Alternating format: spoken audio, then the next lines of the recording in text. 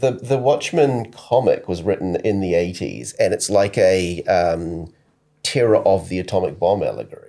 Like it's set in the Cold War, and it kind of doesn't make... overtone of Thatcherism. Yeah, it doesn't make sense if you don't understand the terror that came from Russia being willing, being convinced that America or Russia would wipe you out. You need an existential threat. What was the one, whether it was the TV show or the movie, that kind of goes back to black riots in America in the 40s? That's the TV show. Oh, okay. That was really good. Yeah, I thought it was really good too, but it's not got much to do. No. That's just an IP play, I think. Okay, it's just we've got this show we want to say, we can't get financing without some sort of recognisable title attached to it, so let's attach Watchmen. Yeah.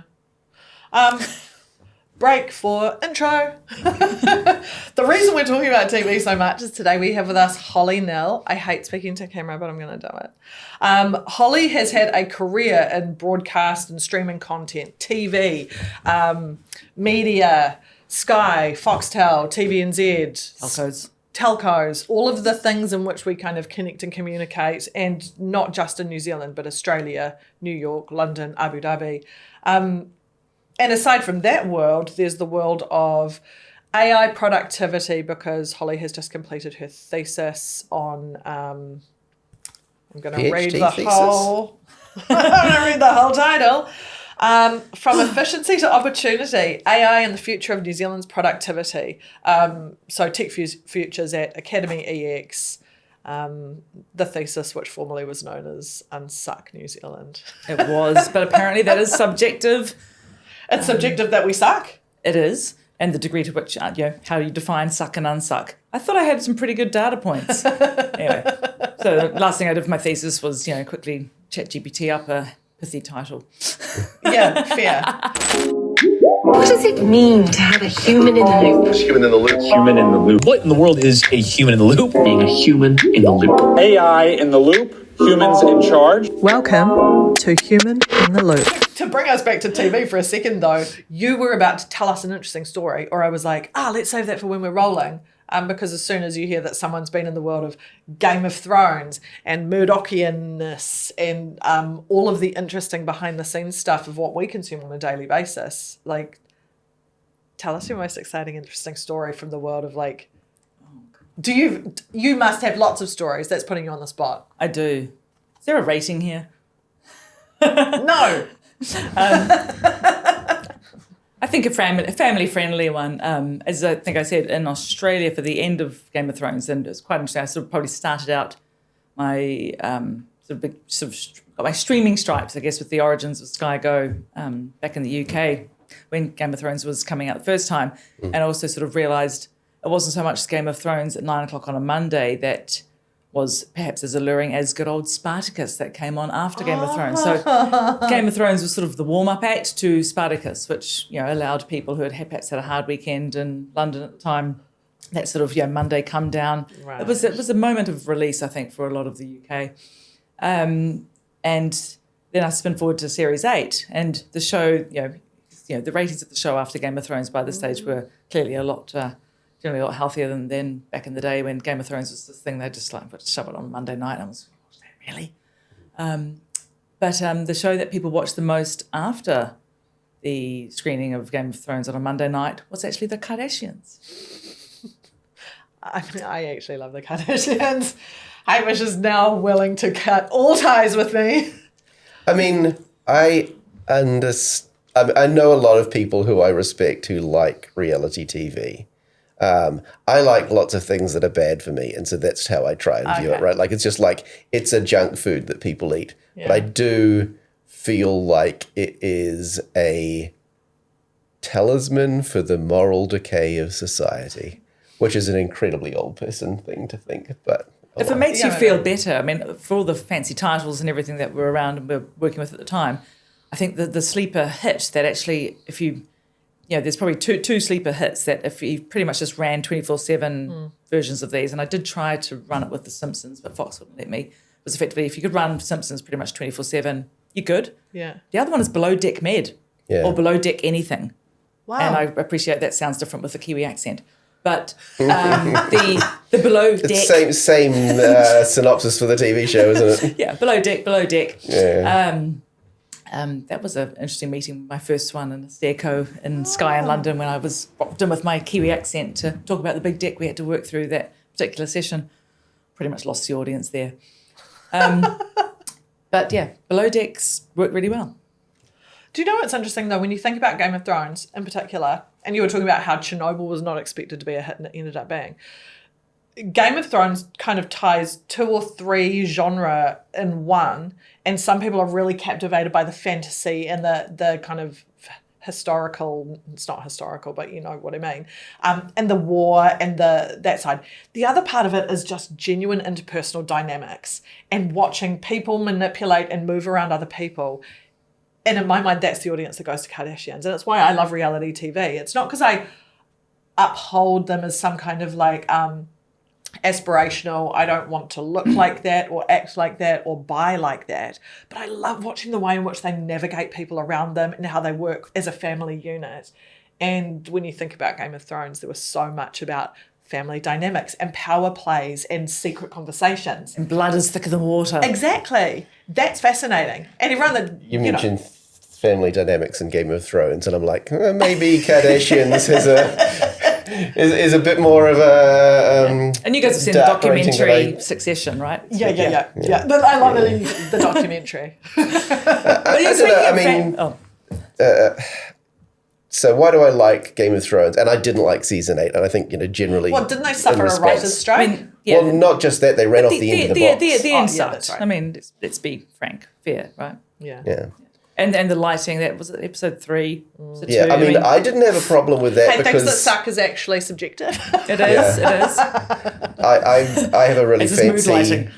I have a really fancy home theatre set up at home, which is kind of a humble brag, but also like you can tell when stuff has been mastered on really high quality gear and they haven't thought about what people are actually going to watch it on. Because I'm like, wow, that was really good. And then everyone else was like, I couldn't hear the dialogue or I couldn't see. And I'm like, well, just dedicate a whole room in your house to watching media then. But yeah. There's something to be said for, I mean, humans have progressed to the point where we have electricity and we can light the shit out of anything. Yeah. And then you decide to do an episode with fucking candlelight. Yeah. I'm like, I'm sorry, are we watching TV in the 19th century here? Here's a question, a ponderous question. Maybe it's something someone has actually tried. If generative AI was around at the end of Game of Thrones, do you think they could have written a better last season than what the humans did? The humans. Like I'm not one of them. Because again, my usual high horse, I think it was commercialism that caused the problems. Or like I think there was because they'd run off the end of the box, I think they were trying to think too much about what would get the audience excited, or what would get a viral moment, or what would get like a coffee, a cooler, what do they call it, the water cooler conversation moment happening. Is there also like that time pressure? About like how you have those this many episodes and actors with a contract until this time, and you have to resolve the story. I mean, a lot of theories, and believe me, I've lost hours of my life to speculation. I think there's a degree of indulgence in the production as well. I mean, the candlelight thing being one, and everyone thinking, if I can probably get away with this really expensive thing that no one else is going to let me to do, but artistically it would satisfy my soul, so I'm going to do that. So I think there was a bit of that going on, which usually a good producer, stamps all over to ensure that things are delivered on time and at budget. But budget clearly wasn't an issue at this. And it's interesting, when you look at the history of drama, the best dramas are generally written in times of recession, right? Yeah. Sopranos, Hill Street Blues, The Wire, pretty much anything in the last 30 years. Why do you think that is? It's the scarcity. I mean, I think I'm actually thinking of Jimmy McGovern. I met him 1,000 years ago when he had written, I've just forgotten the name of what he wrote in the UK, cop drama. It'll come back to me. But I think it's just when times are that bleak or when things are that bad, that's where fantasy, escapism, true dramas and stuff really sort of come into their own, and people sort of relate to it. And it can be a really slow burn, like Breaking Bad, like Game of Thrones. I mean, I said episode 1 of Game of Thrones could have gone either way, right? Yeah. There's possibly a filtering function too, that to get something made when you're more constrained, you have to really believe in it. And you're more likely to stick to your guns about your vision, right? Like the famous example for me of constraint helping is Francis Ford Coppola, and he was the one who did Apocalypse Now, right? Mm-hmm. And Apocalypse Now, incredible movie, right? Everything he's done since then, not so good. And mostly it's, he hasn't had the constraints that he had on Apocalypse Now. Now, is it just the constraint that made Apocalypse Now amazing? Hard to say, but it's like a lot of the things you remember, like Marlon Brando sort of mumbly dark, the helicopters in the opening. All of that was working around constraint from the movie experience. I mean, it sounds like hell for everyone involved. So, but I mean, as I said, getting into constraint and science fiction, New Zealand should be pretty much rocking it, right? Yeah. We're good at constraint. I think I had mentioned when we were chatting on Wednesday, there's a 2009 report that Treasury wrote talking about the $64,000 gap between New Zealanders and Australians, and how we were going to get around that and how we were going to close that gap and what the world might look like in 2025. This is the sci-fi, the far distance future, thinking back to sci-fi, Treasury, Game of Thrones, same. It's a really good report. And as I said, for the sci-fi fans out there, you might want to go back and dig out that 2009 paper from Treasury, because you're going to be looking at a New Zealand that's kicking ass. I actually don't like in terms specifically of productivity, I don't like the comparison to Australia. Because of the math of you might I don't know how you define productivity in your thesis. I didn't know, so I went and looked it up online, and it's like GDP per hour worked. That's a sort of Stats New Zealand, a very easy government way of defining productivity, but effectively it's actually the intensity or the amount of labour and capital you put into any task and the output you get from it. So effort in, output out, and the output out is if you're doing well. That's what gives you the income levels that you make today, and it gives you, I guess, good public services, because everyone's making lots more money, which means that governments are bringing in more tax revenue, which means that we have better public services. Yeah, that's sort of roughly why we would give a shit about productivity. And the reason, it's hard. I can't come up with a better definition, but I don't like that definition for productivity, because GDP is really easy to fake it when to have things affect it way more than labour effort can, right? So, and the reason I don't like Australia is because they have a lot of natural resources. And so, I was thinking, there's a country where they recently found, I'm not sure if it's oil or some other rare mineral, they've found, and suddenly they've gone through this huge period of development because nobody is particularly working harder. In fact, many of the locals are finding it even harder to find work, because in order to extract this resource, they've brought in foreign, or something right? That. They've brought in all this foreign labour, right? So they've got this Dutch disease, this curse of resource. But if you looked at their productivity, it'd be off the charts, because they've got this huge GDP all of a sudden, and nobody's doing any work. Yeah. No, I don't. I agree with you. I mean, Australia's sort of an outlier, but the only reason you compare it with us is because it's just there. I mean, if you bring it back to what a human being feels, there is. If I rewind to the start of my career or even mid-career, and I thought about what it might look like to be in my 40s and earn what would be considered a decent salary, there is no way that I would have imagined that the price of cheese would still affect me, or that there's, I'm going to pay my mortgage till I die. Do you remember the BNZ campaign? I'm going to work till I die. And it's just it's the feeling of just work, a 40-hour week isn't enough. Working around kids and just a double income household is not enough to get by on. Yeah, and that's, it's overlapping a couple of definitions, because I was quite interested when I looked up the definition for productivity. It's per hour worked. Right. So it's not actual quality of living. It's how much do you have to work to earn a specific amount of money? Well, no, I would argue that productivity is quality of living, but various different governments' definitions. The GDP per capita isn't, right? That's just a blanket. I've got a joke with a sucky punchline I can tell you to try and explain it, if that helps with the hours worked.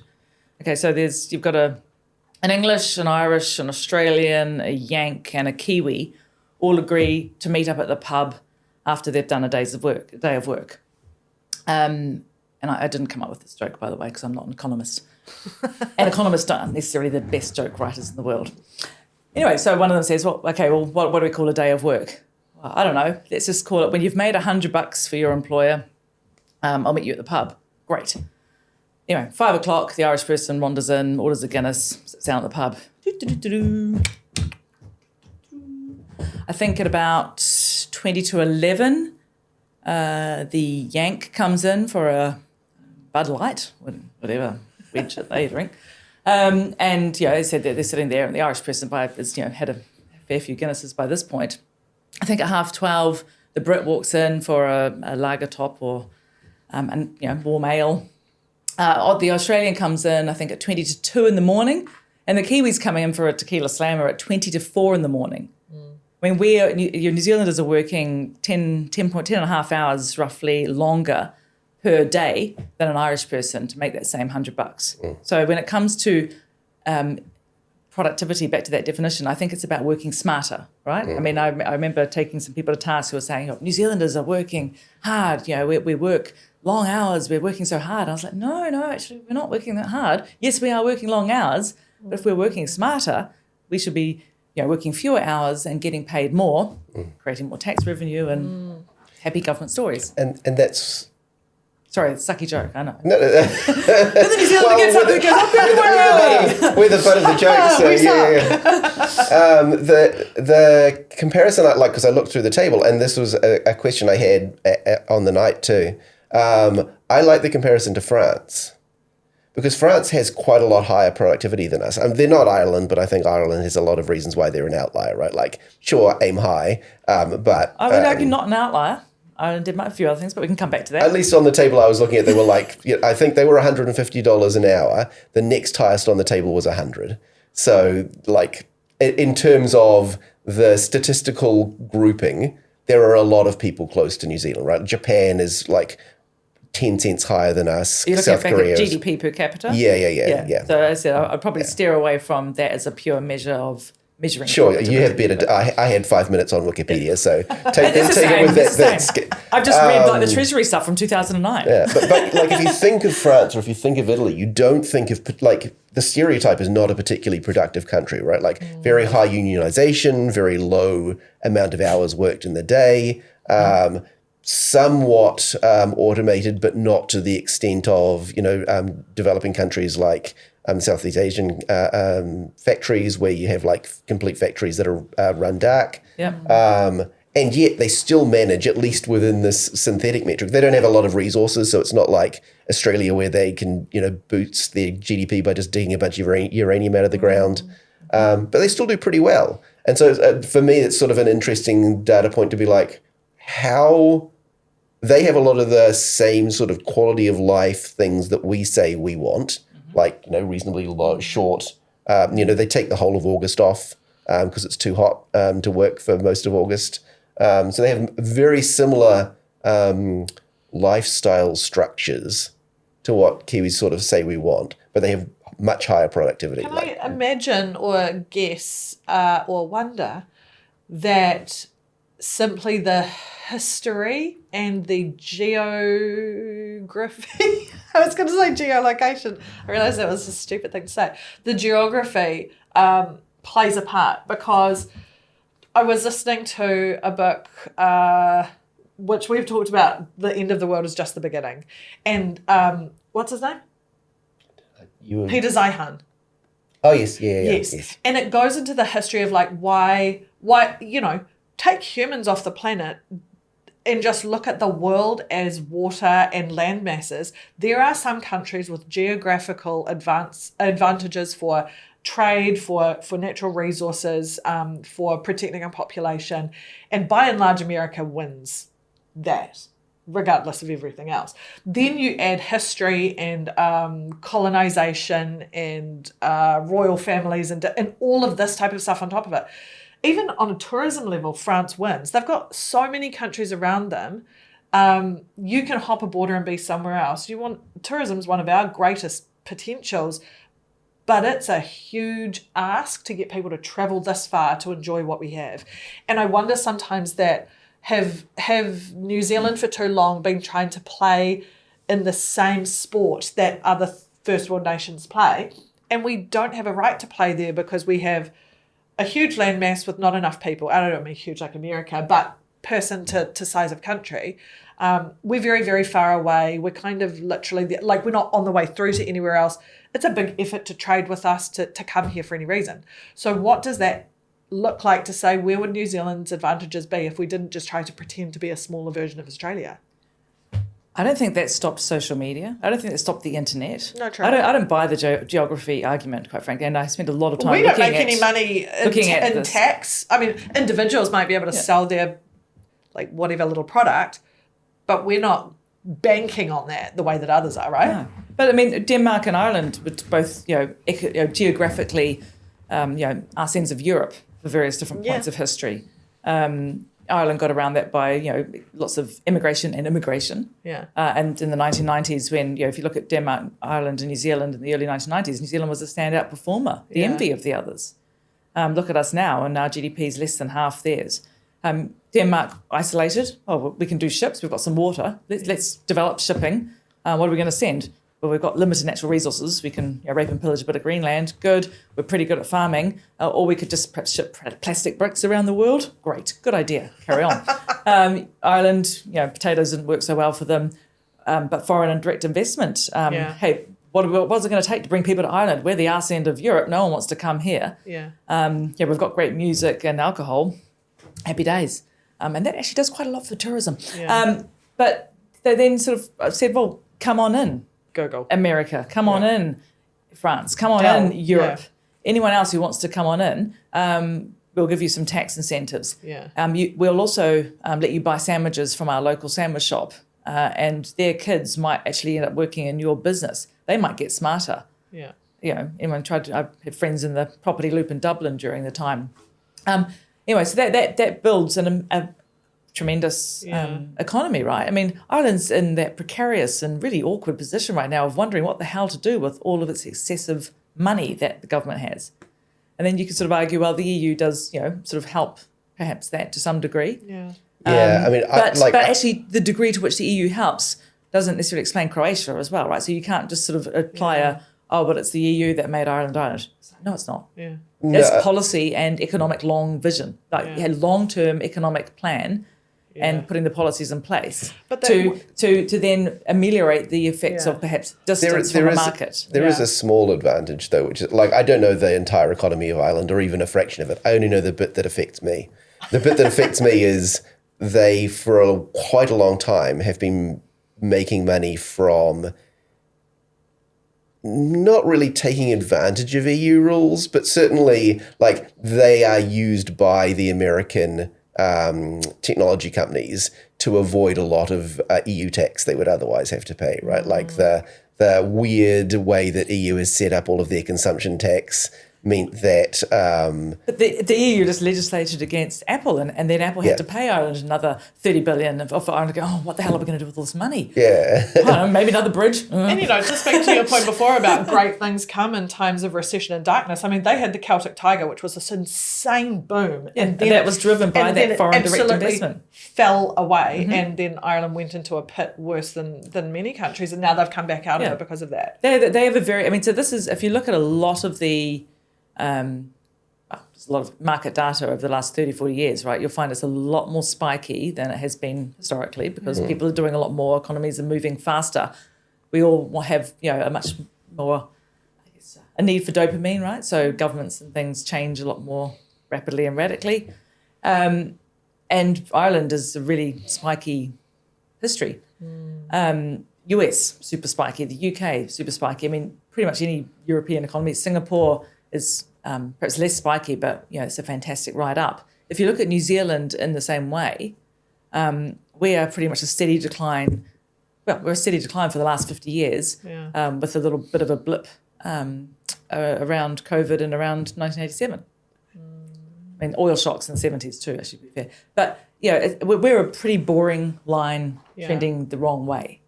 As opposed to, if you flatten out the spikes of Ireland, you've still got a pretty impressive looking incline. Yeah, that makes sense. So it's like, well, hang on, what or why have we designed the system where we're all sitting around slowly getting a little bit worse or slipping a little bit further away from our peers? And it's interesting. Everyone writes papers about it, right? And unfortunately, I had to read a lot of those papers, not just my favourite sci-fi ones from looking at 2025 in the future. It's very Buck Rogers. but very sensible. And to be fair, actually very similar to what government's trying to do now. And I think a lot of the governments in New Zealand over the last 30 years have all been trying to placate the people who are voting them in or out, which is largely people who work in Auckland. And they're trying to do the right thing. Yeah. The voting in or out's not unique to New Zealand, right? Like most governments do that. Yeah. Do I feel richer, better, sexier, happier? Yes, no, you're in, you're out. Yeah.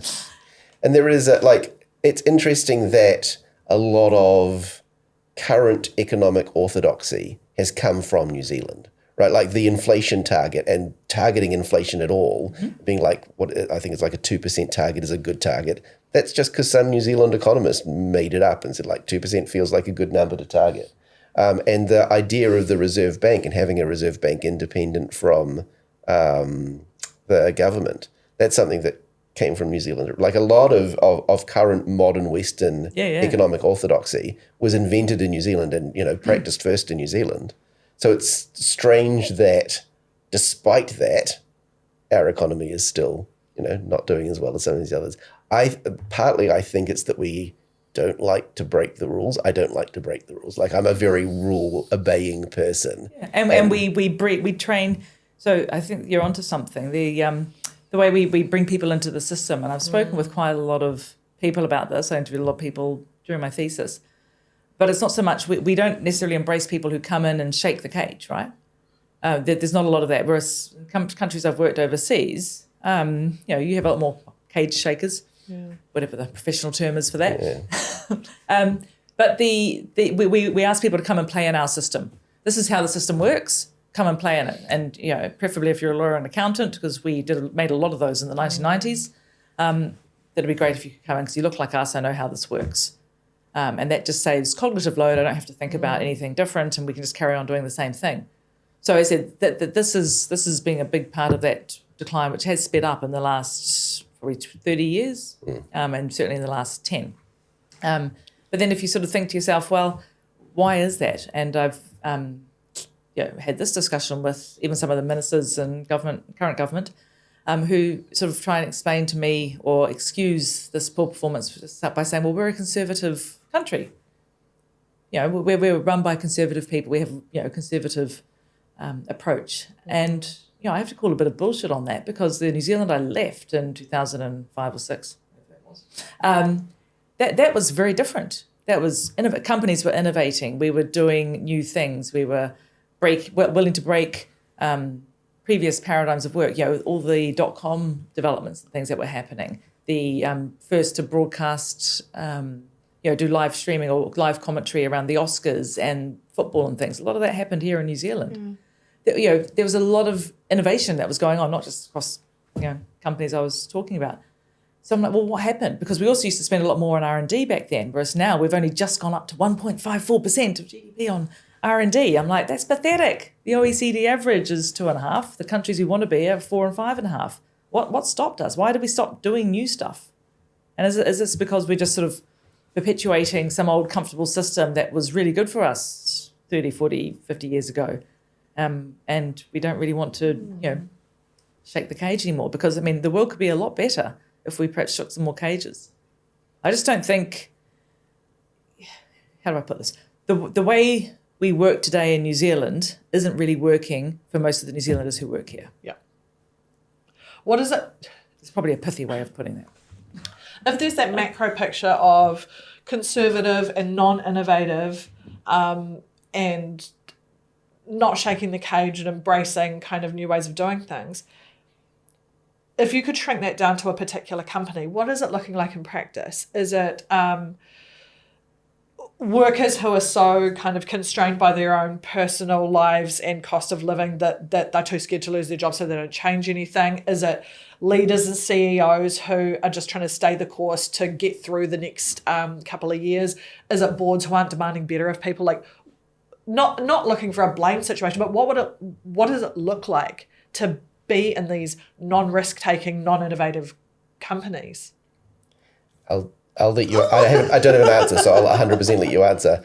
It's like it's a podcast. People want answers. My guess is it's not one thing. Like it's almost always like 50 different things that are all interconnected. Yes, of course, because it's a complex Yeah, system. exactly. Right. Complex and complicated. People always like simple solutions because then it's like, oh, if we fix that, we'll fix the problem. But you can track these things back. There are, I mean, again, I'm going to throw random hypotheses and ideas out there, and you're going to say, yeah, that's right, no, that's not.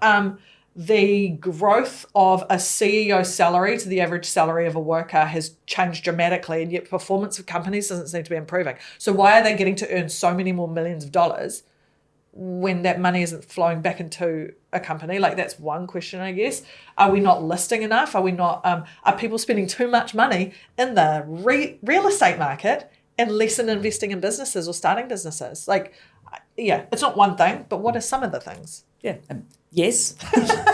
Yes. No. Yes. If you could fix our problem and make it easy, that would be great. Thank you. Look, if I perhaps tackle some of those themes a little bit, and as I said, non-economist, not exhaustive, and I was very much looking at ultimately, how do we? What's the solution here, right? Or what's the fastest way to get ourselves out of this mess? Because we can't perpetuate the downward trajectory for too much longer. After 50 years or so, we're sort of running out of runway here, and we've been sitting at 0.2% growth in our overall productivity rate for the last decade. Doesn't get a lot lower than 0.2. I mean, it can do. 0.1. Do we really want to go there? No. And as I said, if we were ever going to reach a point where we might buck that trajectory, it could be about now, right? And maybe Fonterra flushing through a lot more money into the market might bump us up to 0.3. And I suspect that a lot of that 0.2 is actually probably down to Fonterra in the last decade. Yeah. And I am hopeful and waiting for the moment where perhaps in the next 5 years, preferably, people of New Zealand, we need 3 or 4 more Fonterra-sized companies and industries happening here to try and get that point productivity growth back to perhaps a whole number. Mm-hmm. And I think the next biggest cab off the rank might be space. Yeah. So if I think Fonterra is roughly 22,000 farmers doing quite well, hopefully about to do better and flush some more money through the economy, great. Space in New Zealand employs about 17,000 people. Seriously? I know, but no one seems to know That's this. massive. It's been growing, I think, up until about 24 and probably better more recently. It was growing at a 53% CAGR year on year over the last sort of 5 years to that point. This is sort of model for something that I like because it talks about New Zealand's geographic advantages, right? We all like to say we're at the end of the world and people don't want to come here, and it's like cool bullshit, right? I've got on planes a few times. But that same geography that we all poo-poo a bit, and believe me, I've been on the other side of the world listening to people moaning about no one coming to their country and being at the arse end of the world, and I was like, oh, you poor Australian, it's like we can't get away with that.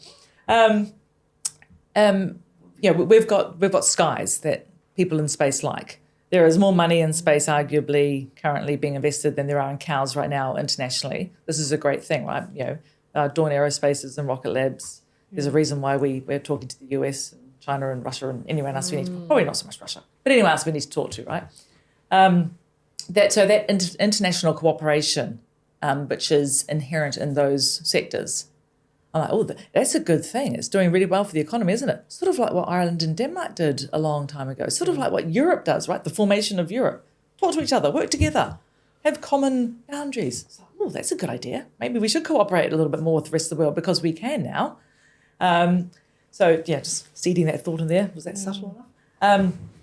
Thinking international, thinking big from day one. And international people of New Zealand is not Sydney. Yeah.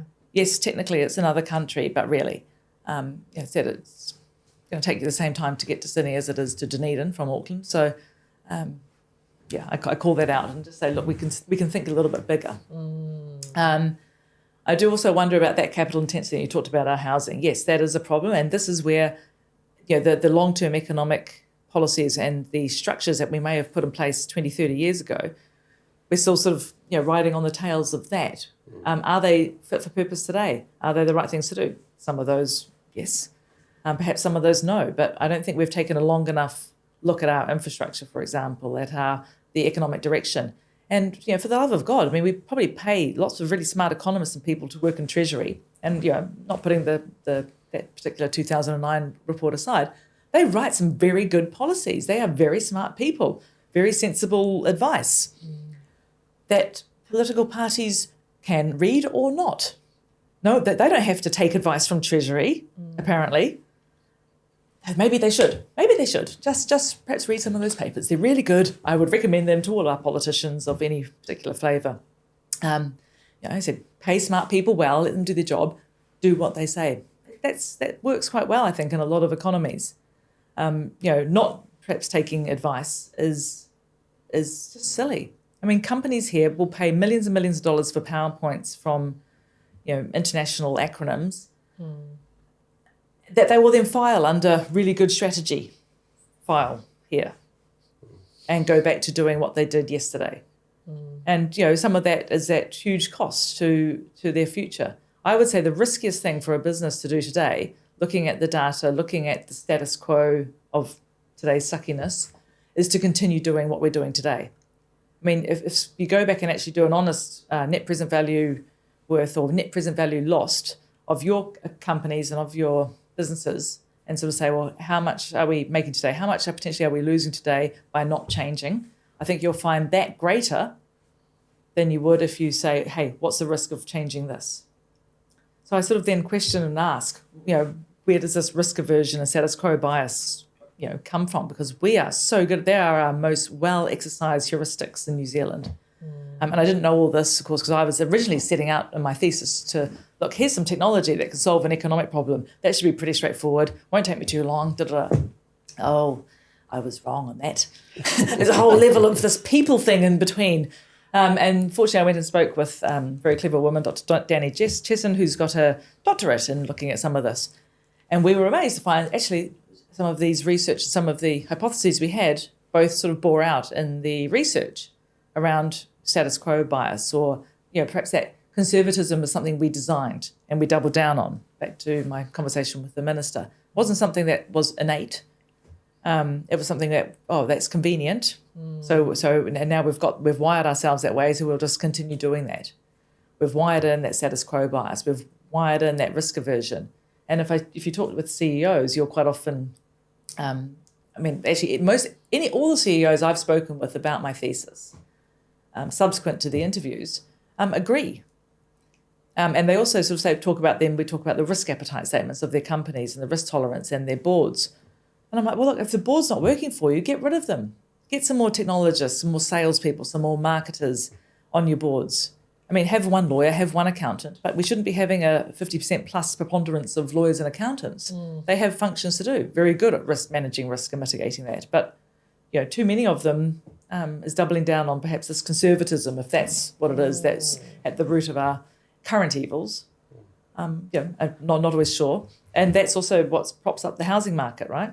So if we thought to ourselves, well, maybe if I didn't put all that money into wood and off-white paint or that sort of grey-white paint, there are thousands of different types of white. I didn't know that until I moved back to New Zealand. I'm like, that's what people have been doing while I've been away. Painting their houses different shades of white. Coming up with names for different shades of white. Sea foam. The grey-white. I'm like, well, that's too, okay. But anyway, back to the not white. If we perhaps put some of that money into businesses, into backing ourselves to do things differently, wouldn't that have been a smart thing to do? Now, another fun paper to look at is a paper the International Monetary Fund put out in June this year looking at New Zealand's capital intensity and how we spend our money. And they sort of agreed also with, they didn't read my findings and go, wow, you're right, because they wouldn't know who I was. But they were sort of saying, well, of the money we've spent in the last 20 years in capital expenditure, which is low, right? I mean, potholes, leaking roads, leaking roofs, roads leaking, possible. But just businesses not investing in technology to the degree where they're now just, that tech debt has just become some insurmountable pile. Then everyone just goes, well, each year I need to spend X% on tech debt. And it's like, well, stop acquiring tech debt. Acquire tech assets. Deal with it. But that we've spent 20 years not only underfunding our technology investments in our infrastructure, but also in making some really poor decisions. Sadly, of all the people I ask around, tell me about a digital transformation in the last decade that was, roughly delivered, on time, at cost, and delivered the benefits promised in the business case. Funnily enough, 100% of all people said no. Awkward silence. We don't have a story here. Subsequently, I have heard some happy stories. But I'm like, well, stay the course. So this gets me back to actually technology quite often gets thrown in or blamed for why businesses haven't done this or why we haven't achieved this or we're failing because of the technology. Oh, the technology team. And then I join, board meetings or I put papers together and, funnily enough, technology is the last thing on the agenda in almost all the meetings because lawyers and accountants don't necessarily want to talk about it. And then you also find out that the 7th hour of a board meeting is perhaps not the best time to talk about what is typically going to be the second biggest investment the company makes, right? People is probably your first one, and I would argue we're under-investing in our people. We're not using them particularly well, and we're probably not paying them that well. But the second to that is technology, which is the hour 7 or 8 of the board meeting, at which point everyone's sort of glazing over a little bit, which is fair, and not wanting to talk about all the money that they don't want to spend on stuff they don't really understand. So I'm like, okay, how about we flip this around? Number 1, first thing on the board agenda, people, because that's the most expensive asset. Number 2, technology. Number 3, everything else. I mean, just that alone might actually get people to move things faster because so many digital officers, technology officers, information officers you'll talk to will all sort of talk about how long it takes to make decisions. So I'm like, right, so is this actually a failure of strategy and a failure of going, actually the decisions we need to make will change the revenue profile of our company? And I have an EBITDA ambition that's 20-30% uplift each year, not 2 to 3. I mean, the companies I've worked for overseas, if I was returning a 2, 3 to 5% EBITDA uplift year on year, it's a sackable offence. You're on the bottom 5%.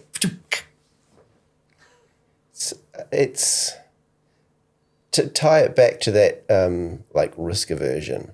I wonder if it's an element which we sort of touched on the previous conversation, an element of statistics versus individual impact. Right, like if you look at an economy that accepts more risk, right? Risk comes with the possibility of failure. That is what risk is. It looks right? spiky, right? It looks spiky on an economic growth chart or a GDP per capita chart. And on an average basis, on an economic wide basis, you get a higher level of return. But on an individual basis, some of those people are getting significant returns, or some of those organizations are getting significant returns, and some of those organizations fail and go bankrupt or close or whatever. And what do those founders go on to do? Well, it depends on the founder. Maybe going to start another company? It depends on the person too, right? Like, I think the example you used, and I have no data on this. It was one of the things I was going to look up and then didn't.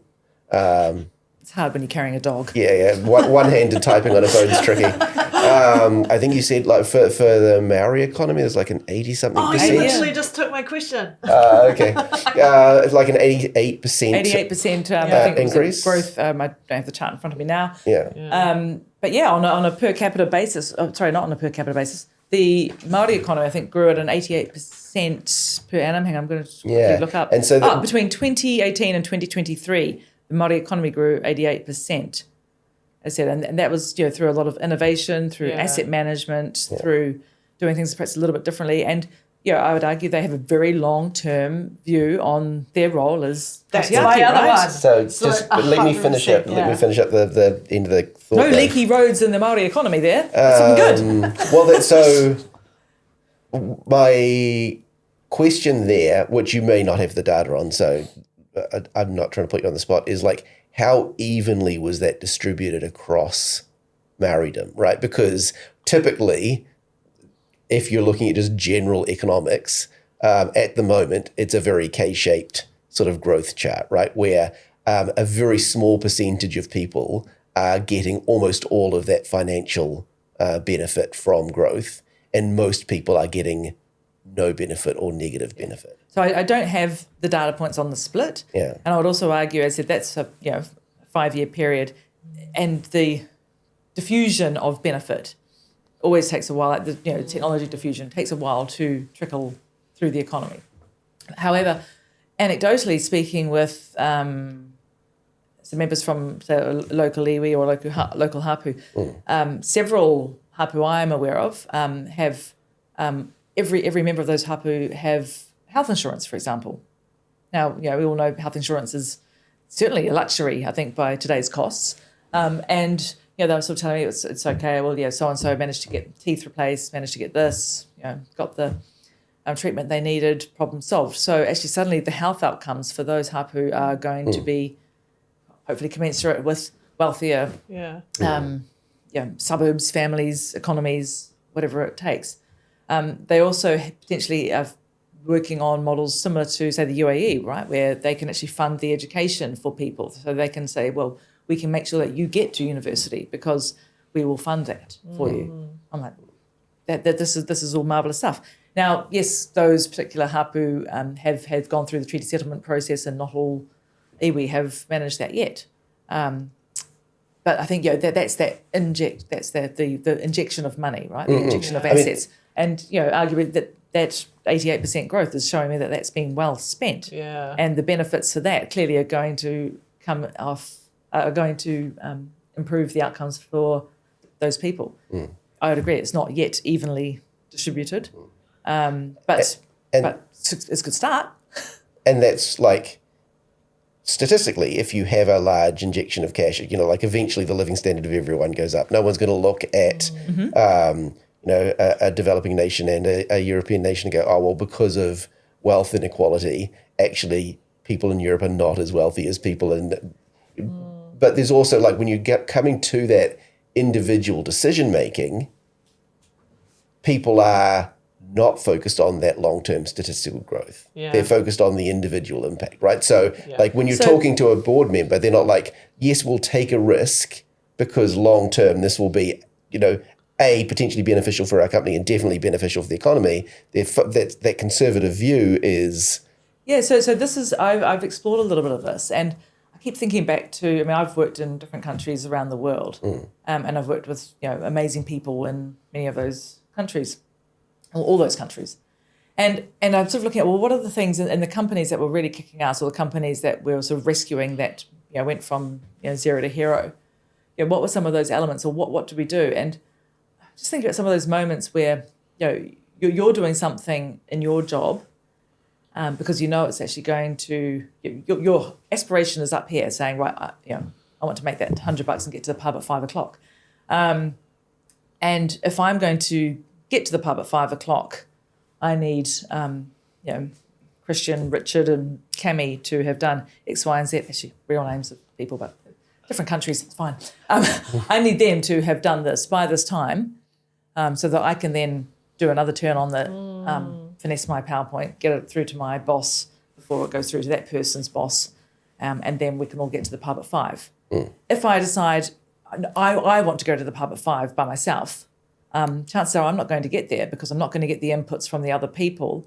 I'm not invested. So if I'm only invested in me looking good, I'm not going to get the right outcomes. And chances are I'm not going to make it to the pub at 5. And if I do, I'm probably going to be there by myself, like the Irish person. Yeah. However, if I'm supporting Cami, Richard and Christian, then they're going to do their bit. We're going to get that over to Jamie. He's going to have that word with Hillary. Then Stephen and Alan get their stuff at the same time. Happy days. We're all going to the pub at 5, and it's a lot more fun. Yeah. Because you get to talk to other people at 5 in the pub. So that level of economic cooperation, because I'm invested in me as a capitalist, an individual, as someone who wants to get ahead.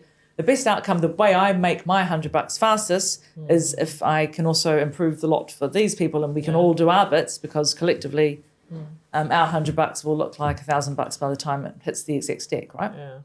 Deck. Can I extrapolate your metaphor another layer? Please do. Because this is going in a cool place which has been swirling around my mind for a while. So you've got a bunch of people at the pub.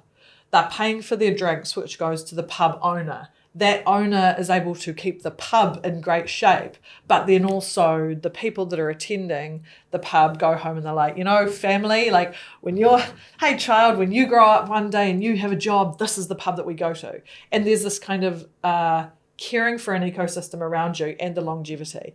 So what I've been thinking about a lot lately is there are countries or groups of people who have very intergenerational and long-term thinking. Māori is a good example. Having lived and worked in Japan for a while, that's an example. Asian culture is very good at it. Western New Zealand, feels very short term, and what can I realize in my single 80 to 90 years? And, there's lots of more complex factors that come up. We barely have a business older than 200 years in New Zealand. There's a lot of not in my backyard, I just got to look after my patch. Everything feels scarce and scary. And I wonder to what degree we are so disadvantaged by the short-term thinking in a long-term world. And I've been gifted a book to read over the holidays, which is the antidote to that, how to think long-term in a short-term world. But Māori is the exception. The feeling of responsibility that you might make in an investment that you may not benefit from, I don't think is well embedded into New Zealand culture. We like to think that we look after our land and that we're still this clean, green country. Like, the state of our rivers is not okay. The state of a lot of our land is not okay. I think it's much shorter term than that even. Like, to your point about, like, what happens if this business fails? Well, the CEO goes on to make the next successful go back business. To Apple, right? If Steve Jobs. Like, the focus is always on, like, how do I make money this year, this 6 months, this 2 years? Yeah. But then we sit here going, well, we could do an open AI, couldn't we? It's like, well, who in New Zealand's willing to take on, basically close to $1 trillion worth of debt? There is one wonderful person I know of. Give me 30 Please say there's more than that. Well, there's a group of wonderful people, but one wonderful example is Peter Lucas-Jones from Te Hiku Media, who is building a sovereign Māori AI.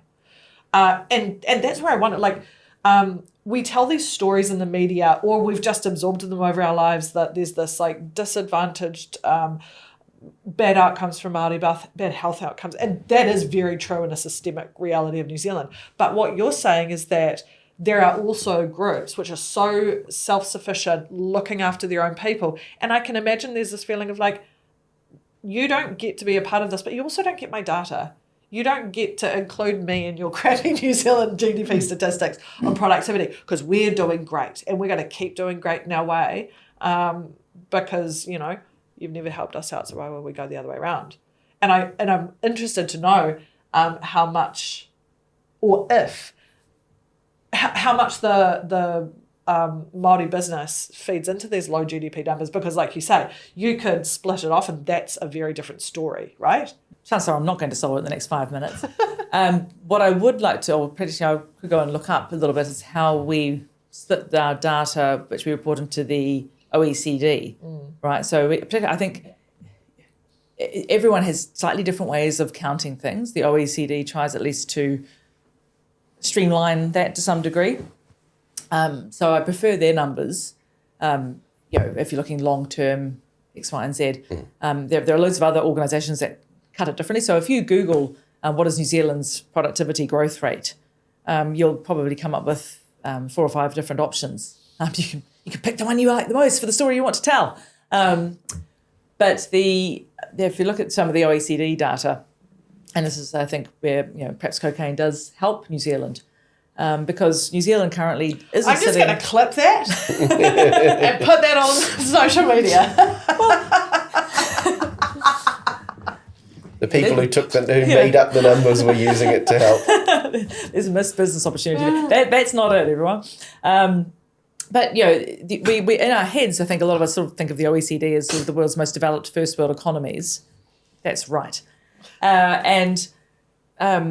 we don't necessarily look at the criteria for how you get into the OECD, which is a little bit, vague, but it sort of also encompasses aspiring democracies, aspiring, liberal, socially outward, democratic institutions. So the OECD sort of changed its scope a little bit. So it does include countries like Costa Rica and Colombia now. Now, if I look at where we sit in that productivity charts, we're not at the bottom, which is great. However, we're also, in the case of Costa Rica and Colombia, in New Zealand, we don't have a cocaine economy to potentially back up the numbers that aren't being reported from Colombia and Costa Rica, right? In production and distribution and things. So if I took that out, then New Zealand probably would be sitting further south on those charts alone. Notwithstanding that, we have space, they don't. So let's just see where that gets us to in the next 4 or 5 years. But if you take that space metaphor a little bit further, that's the sort of degree of rocket we need to put up our proverbial to shift the dial here. Because we can't perpetuate the downward trajectory, right? We can't keep short-terming ourselves. We can't keep thinking we'll just keep doing what we're doing in the systems that we're in and expect to change. I mean, status quo bias and risk aversion. If we keep doing what we're doing today, we're going to get more of the same. There's an interesting, like coming off the OpenAI discussion, right? Like that's an insane level of risk. Yeah. Like he has no plan for how to get all the money he needs to make the commitments. He's just hoping he'll figure it out as, he may well, right? But the reason he's able to get people to invest anyway is the story of what will you miss out if you don't? FOMO, yeah. Right? And we're not what will we miss out if we don't invest in this stuff is not something that we sort of this having conversations here. Yeah, this is where, the markets are emotional.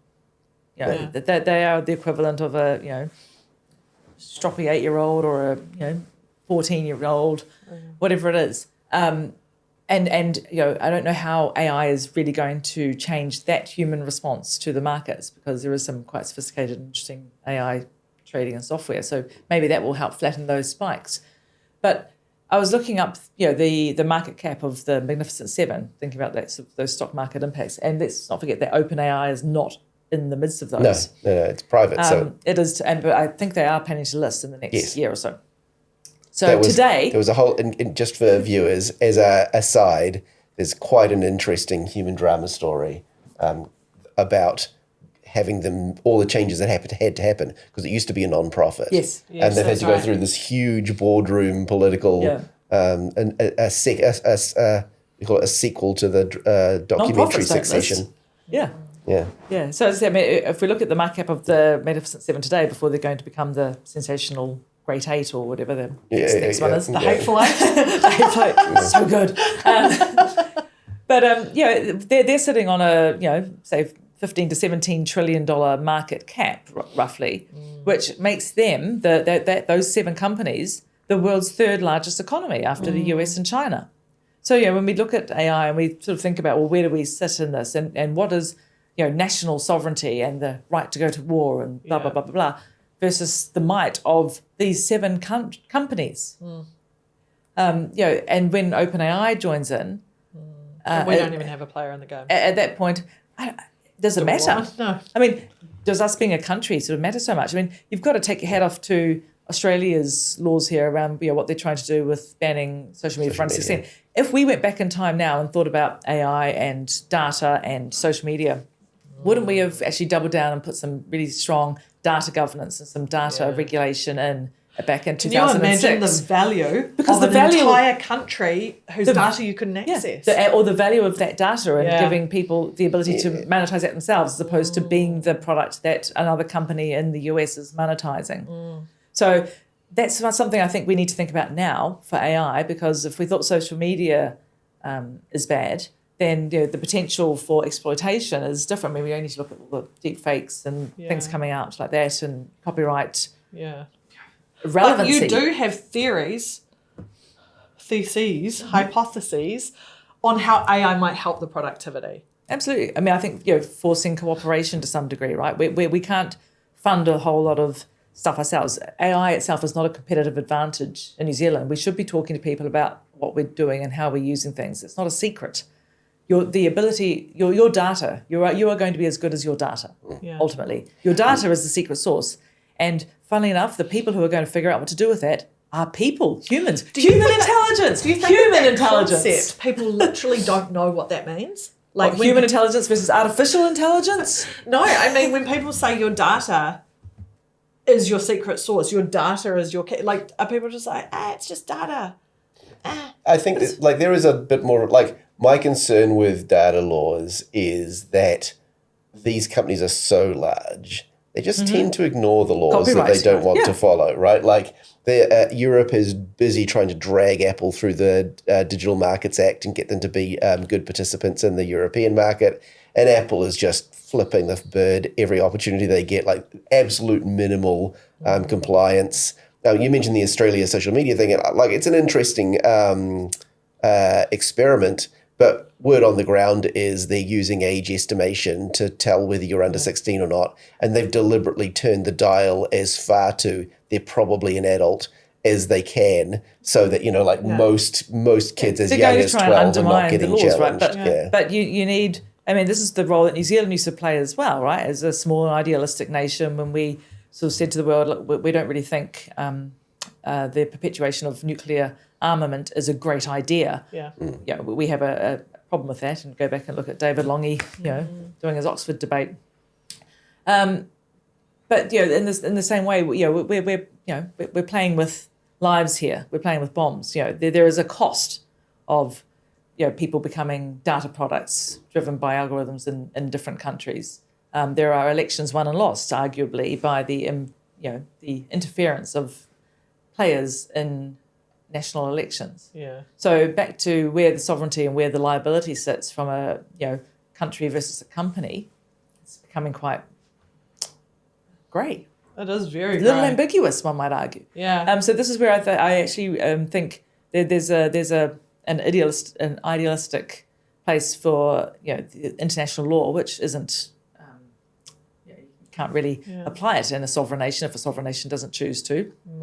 And that was long before Trump, but he's really good just at put it. out his golden visa. Yeah. I mean, we've had one for a long time, so the only difference is his one has I'm surprised it doesn't have his face on it. It does have his face on it. Does it have Yes, it does. I just thought it had his name. It's probably called the orange visa first, but then they're like, gold is orange. I mean, you can see he's trying to blend into his decor thing, right? Surely it doesn't have his real face on it. Surely it's got it's got to have an AI. It has one of those little NFT trading things and him as an astronaut or something. Imagine like a Wonka golden ticket, and it's like a card, and it it's had laser etching. Yeah, it's his face. Yeah. Well, but it's got to be what I mean is his real face is terrifying and hideous. And so surely they've done some sort of artistic interpretation of it. Meanwhile, I'm heading to America in January, and they've just announced that they're going to do 5 years of social media searches. No, it's proposed, and so I'm just it's not going to happen before I go, surely. But this is the world we live in. I mean, so far, so much for free speech.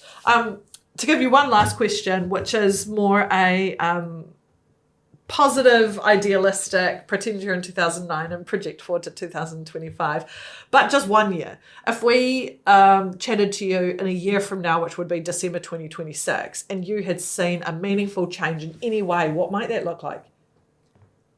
More people working for better money, less hours. Listen, I think go and employ people who push the envelope in terms of the money you're going to pay them and the outcomes they're going to achieve. Get people to work for outcomes, not to show up at the office and stand around the water cooler and wait until the boss is gone to go home. Yeah. So employ people. Find the ambitious people. But do both of those, right? That was the Netflix strategy. Was we want to have really high expectations for our staff. And we're going to pay them. But and in order to get them to do that, we're going to pay 50. We're going to take what Google already pays as total comp, and we're going to pay that in cash, and then put stock on top. Yeah. I mean, I think there's got to be. I mean, but hold it to outcomes, right? I mean, just people. Human intelligence has a role to play when it comes to artificial intelligence. There is going to be a work that we need agents to do, that we need artificial intelligence to take over. Low manual, boring stuff. Spreadsheet from A to B. And so many places and businesses I speak with, their problems are at the root of the fact that they're not standardizing their work processes well enough to automate. Yeah. I feel like a lot of companies have missed out the last decade where the rest of the world's been automating stuff for a decade, and that's nothing to do with AI. AI just now makes it cheaper and easier. Yeah. But you still need to have some standardized processes. So I'm like, well, was that the problem? Do we not have that? Yeah. Because if you start automating all that, then you free up human intelligence time to do something that's better than Netflix, TikTok, and ironing. It could actually be used into turning it to, how do I make another $1 million? Yeah. Oh, that was easy. How do I make another $1 million? Where's those new markets? Where's those new opportunities? Where are those new products? How do I do that differently? Yeah. What cages do I need to shake? You know what? That's where the Kardashians succeed. Lycra? Making $1 million. Oh, yeah. But maybe they're not using AI. They're using a nanny, or they're using an assistant, but they look at a market and they'll dominate it. And regardless of, moral stuff or whatever, you can't look at them and deny the business nous that family has. Actually, I think Skims is about $1 billion market cap. Skims is $1 billion company. Lycra. Kylie Jenner's makeup company. But they've also all got fragrance brands and alcohol brands and you name it. Yeah, like they are savvy business people, and that can't be denied. So, in that regard, I'll say they are aspirational. I mean, a lot of successful business people are also pretty awful. Subjective. So this isn't. I mean, it's just a lot of people are pretty awful. Yeah, some people are successful business people. Some of whom happen to work in businesses, Yeah. and some of whom might said not we're not all born great leaders, or we're not all born Kim Kardashian or Steve Jobs or whoever. Yeah. Thankfully, not all born Trumps. Yeah. But I said potential, human intelligence. Don't underestimate that shit. We're good at some stuff. We can do stuff and we can make money and we can be at the pub at 5 o'clock if we choose to with other people. Yes. Should we go grab a drink now? Yeah. Tequila? At 10 a.m. Let's start a tequila company. You haven't made $100 for Donu yet. Go do some work. Holly, thank you so much for joining us today. Epic chat. And let's light a fire in 2026. Right. Not a real Shake one. some cages. Rattle some cages.